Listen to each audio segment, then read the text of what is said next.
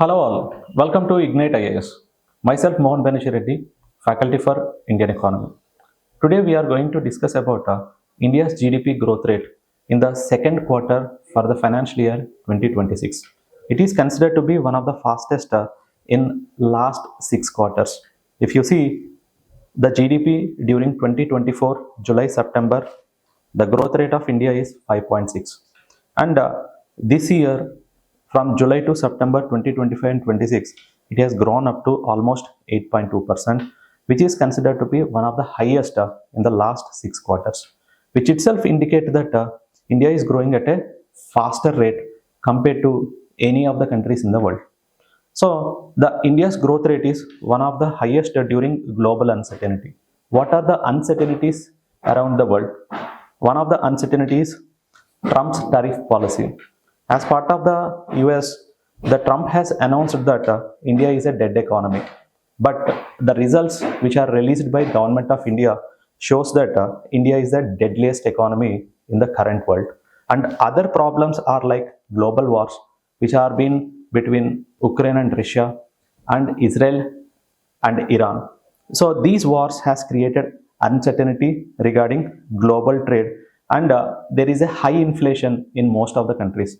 So because of this uncertainty, many of the countries are struggling. But however, India has registered 8.2%, which is beyond the expectation from any of the estimates released by RBI, SBI, and global organizations. If you compare the GDP of India with other developing countries, China is growing at a rate of 4.8%, Malaysia 5.2%, Philippines 5.5%, and Indonesia 5%. So it was been announced by the IMF that India is considered to be one of the fastest growing nation, which is mentioned in World Economic Outlook report. So we will try to discuss about the basics of the GDP. So GDP is nothing but the value of all goods and services which are generated in any of the country and in an year. So is considered to be called as GDP, and this GDP is calculated in three methods. So one is a income method, and expenditure method, and value added method. So currently government of India is adopted value added method for the calculation of GDP. Under government, NSO is the organization which will try to release the statistics regarding GDP. So we will try to understand, so according to value added method, what are the components which are used for the calculation of GDP. So every sector which was been considered is divided into primary sector, secondary sector, and tertiary sector. So the cumulative addition of all these three sectors is being considered as the GDP of the country. So first we will calculate the gross value addition at basic prices, and then we calculate the GDP according to National Statistical Organization. If you consider primary sector consisting of agriculture, livestock, forestry, and fishing, mining. The secondary sector consisting of manufacturing, electricity, gas, water supply, utility services, and construction. The third one is tertiary sector, which consisting of three components: trade, hotels, transportation, communication, and service related to broadcasting. Second one is financial, real estate, professional services, and third category is public administration, defense, and other services. So by adding the gross value addition of all the three sectors performance in 1 year will be used for the calculation of GDP. So currently in the financial year 2025 and 26 quarter 2, it has registered a remarkable growth rate, that is 8.2%. So which is contributing more to this growth rate means you can see here the tertiary sector has grown at a 9.2%, and secondary sector is growing at a 8.1%, is considered to be remarkable and significant achievement by the global uncertainty condition by India. So what are the other factors which led to the growth will be discussed. At the same time, as I said, the GDP will be calculated based on expenditure method as well. What are the components of expenditure method which is considered by the government, even though it is not official, but it will be taken as a reference for the calculation of GDP The components under expenditure method is private final consumption expenditure, government final consumption expenditure, gross fixed capital formation, and export imports, disturbances, change in the stock variables. If you add all these particular components, we will get final value GDP.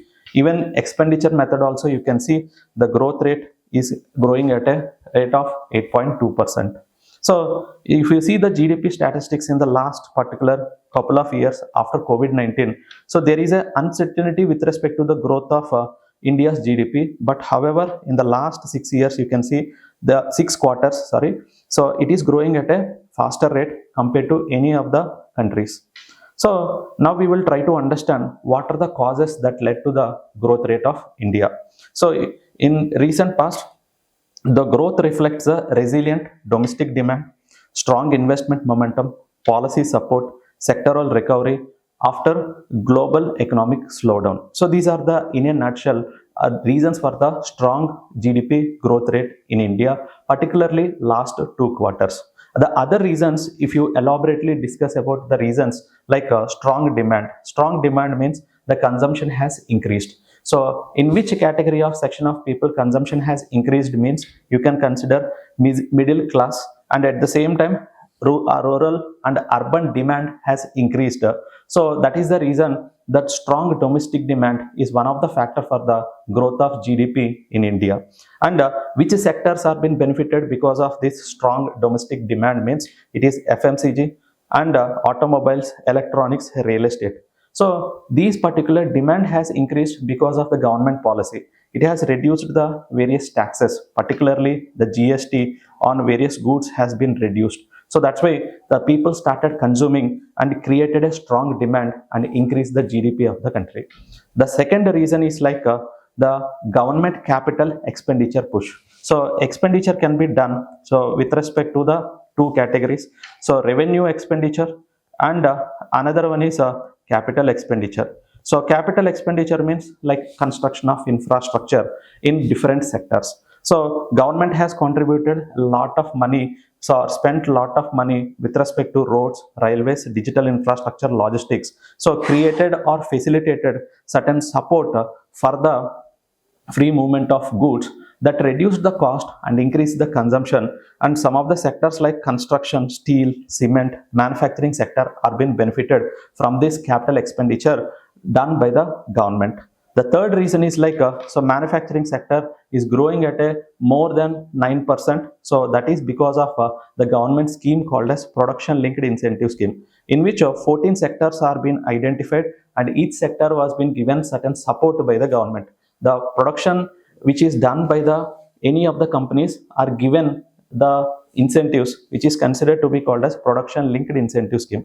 So under this scheme, the sectors like electronics, pharmaceuticals, semiconductors, renewable energy are being benefited, and eventually our industrial output has increased, export competitiveness has increased, and the GDP of the country also increased. And the fourth reason is like a service sector. So service sector has been recovered from the pandemic, and accordingly some of the sectors like financial services, tourism, aviation, hospitality, and trade driven activities has contributed a lot for the growth of GDP in India. So you can see here and among all the sectors, so it is the service sector, that is like tertiary sector, has grown at a faster rate, and accordingly so eventually or a period of time, this is for the data related to the quarter 2. In the quarter 1 also if you see, and quarter 2 also if you see, it has grown at a rate of more than 9%. So that is very good, remarkable growth rate in the tertiary sector. So that led to the growth of GDP.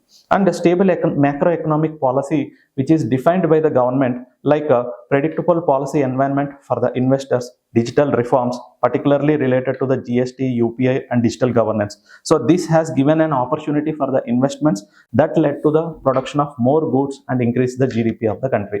And one of the policy of the government is maintaining the inflation at a lower level is also one of the reason.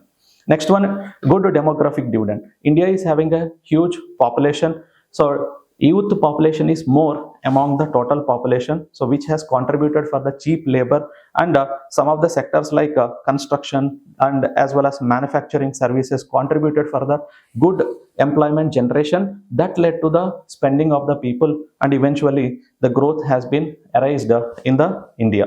And recent reforms like implementation of labor code is also one of the factor led to the growth rate of GDP.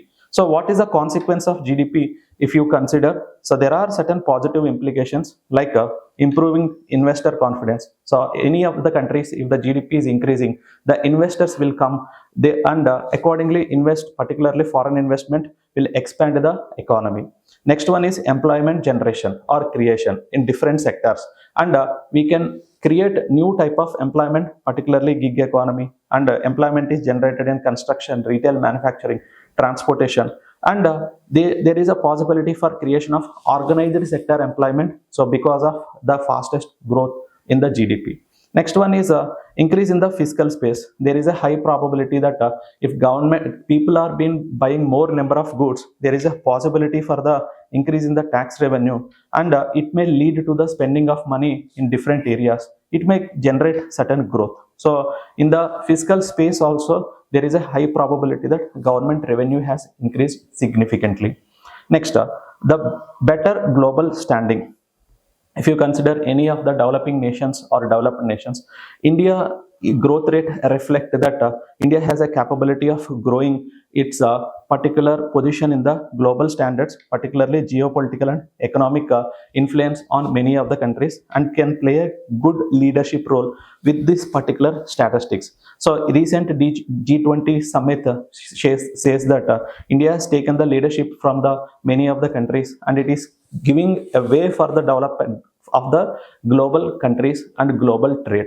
Next one is there are negative implications with respect to the growth rate of India. So one of the problem is like the growth is uneven. Every year it is increasing, for some years it is declining for various reasons, and the government has to focus on this uneven growth rate pattern which is followed. So some of the reasons for that one is rural MSME is still facing certain crisis.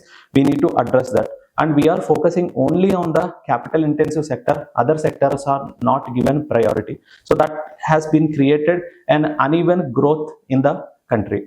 Next one is like a high import dependence. So if you take consider export and imports, so there are many particular sectors which are still we depend on import. Example, you can consider automobile sector is dependent on so rare earth magnets from China, and at the same time pharmaceutical companies are dependent on active pharmaceutical ingredient from China. So that means we are having certain sectors which are growing at a faster rate dependent on import of raw material from other countries, has to be following import substitution methodology or the process of the policy which is need to be adopted by the government.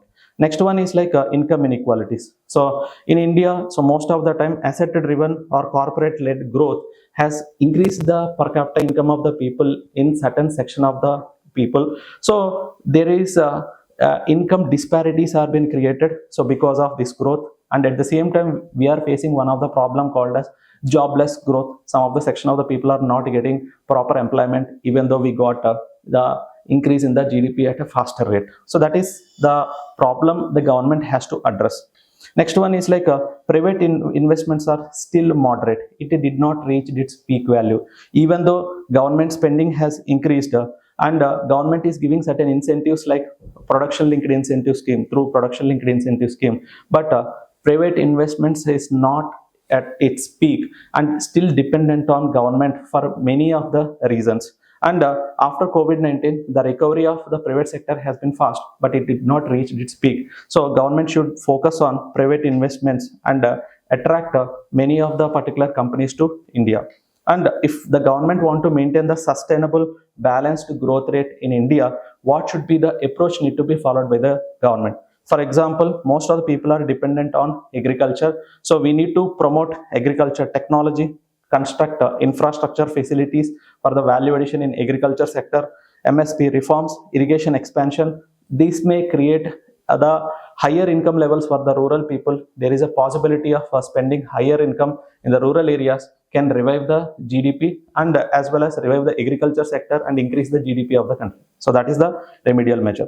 Second one, the stimulate private sector investment. So government has to create a ease of doing business at the ground level, state level, central level, and reduce the bottlenecks the problems faced by the private sector in getting the any of the licenses, that issues has to be addressed.